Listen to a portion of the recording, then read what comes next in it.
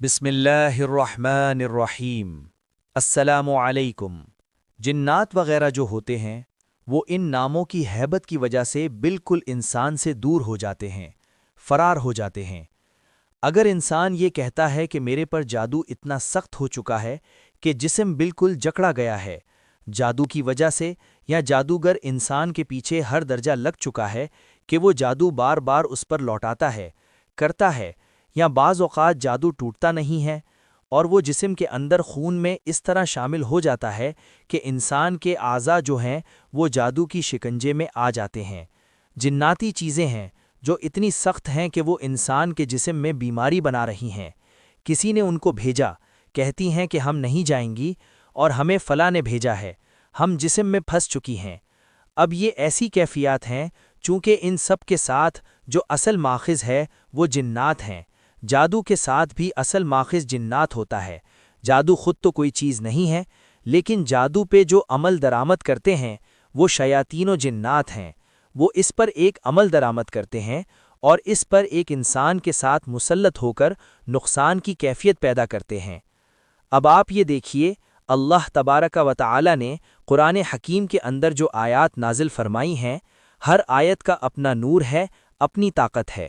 لیکن انسان سمجھنے والا ہو تو آیتوں کی طاقت سے انسان کو اللہ رب العزت دنیا میں کسی قسم کا محتاج نہیں کرتے، چونکہ جو لوگ اہل علم گزرے، ہمارے اکابر علماء سابقین، وہ سارے کے سارے ان چیزوں کو سمجھتے تھے، تو بعض اوقات ایک لفظ سے وہ اللہ کی مدد لے لیتے تھے، ایک لفظ سے جو ہے وہ شیاطین اور جنات سے اپنا چھٹکارا حاصل کر لیتے تھے۔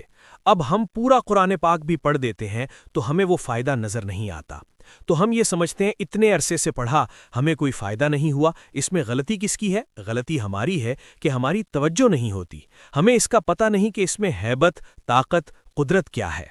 اب اللہ رب العزت نے فرمایا کہ قرآن میں میرا کلام ہے۔ اب آپ دیکھیے کہ آج کوئی بڑا آدمی ہو تو وہ کوئی بات کرے تو لوگ ایک دم سے اس کی بات کو پک کرتے ہیں، توجہ کر کے کہتے نہیں، عمل کرنا ہے چونکہ صاحب نے کہا ہے، فلاں نے کہا ہے۔ کوئی عہدے والا بھی ہے، اب ایک وزیر کے عہدے کو دیکھیے، اس کی بات اس کے عہدے کے مطابق، اگر بات ایک ڈی سی کی ہو تو اس کے عہدے کے مطابق تصور کی جاتی ہے۔ اسی طرح قرآن میں کتنی طاقت ہے، قدرت ہے، اور جو رب العالمین نے کہا یہ میرا کلام ہے قرآن، اب ہمیں اس کی قدرت کا نہیں پتہ، ہیبت کا نہیں پتہ۔ جو مخلوقات ہیں وہ اس کی ہیبت جانتی ہیں، مخلوقات انسان کے علاوہ۔ آپ صلی اللہ علیہ وسلم نے فرمایا، ہر مخلوق انسان اور جن کے علاوہ قبر کے عذاب کو محسوس کرتی ہے۔ اب فرمایا اگر تم پر بھی وہ منکشف ہو جائے، تم بھی وہ دیکھنے لگو تو تم اپنے مردوں کو دفن کرنا بھی چھوڑ دو، تم پر اتنا خوف آ جائے گا۔ اب اللہ رب العزت کچھ چیزیں ملاقات پہ عیاں کر دیتے ہیں۔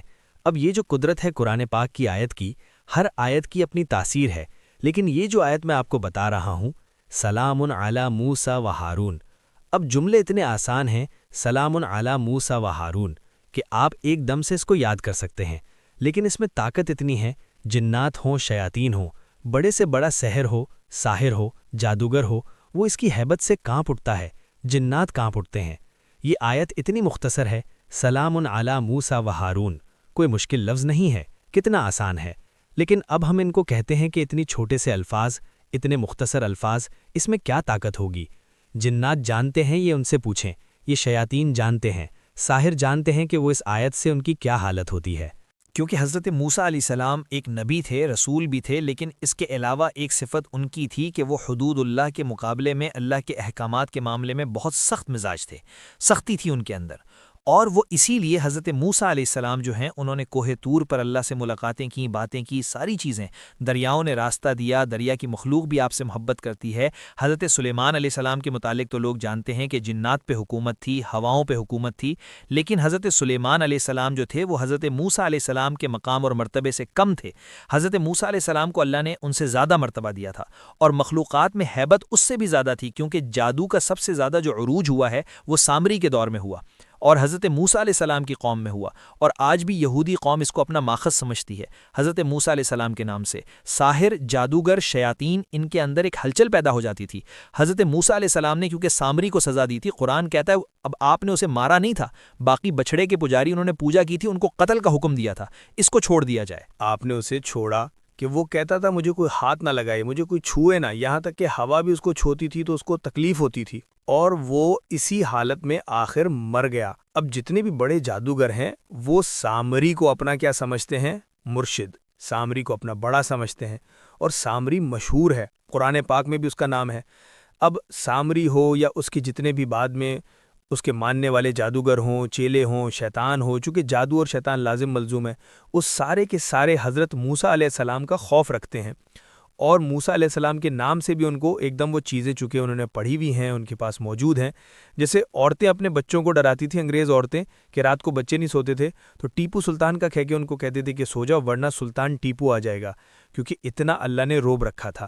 تو اب یہ چیزیں اللہ نے مسلمانوں اور ہمارے بڑوں کو دیں، آج تک ان کا نام ہے، آج تک ان کا روب ہے، خوف ہے، اللہ نے یہ رکھا۔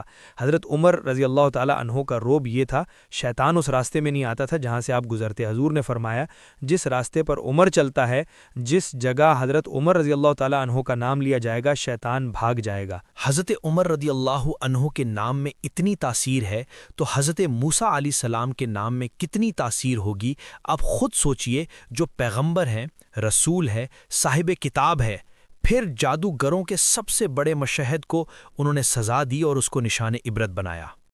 شیاطین کے بڑوں کو آپ کی وجہ سے ذلت ملی۔ حضرت ہارون علیہ السلام آپ کے نائب تھے، حضرت ہارون علیہ السلام کو نیابت ملی تھی۔ یہ دو حضرت موسیٰ علیہ السلام اور حضرت ہارون علیہ السلام نبی ہیں۔ آپ یہ چیزیں سامنے رکھ کر جب یہ آیت پڑھیں گے پھر آپ کو اس کی تاثیر ملے گی۔ آیت یہ ہے، سلام علی موسیٰ و ہارون۔ اب اگر ویسے پڑھتے جائیں ساری، آپ نے کتنی بار یہ سنی ہوگی آیت، کیونکہ انسان یاد رکھیں پورے جسم کا جو تعلق ہے وہ دماغ کے ساتھ ہے۔ دماغ اگر انسان کا جو ہے کسی چیز کو قبول کرتا ہے تو پورا جسم قبول کر لیتا ہے۔ جب آپ یہ سوچ کے پڑھیں گے تو آپ کے جسم میں طاقت آ جائے گی، اور یہ وہ طاقت ہے جس کا مقابلہ نہ جادو کر سکتا ہے، نہ جنات کر سکتا ہے، نہ کوئی مخلوق کر سکتی ہے۔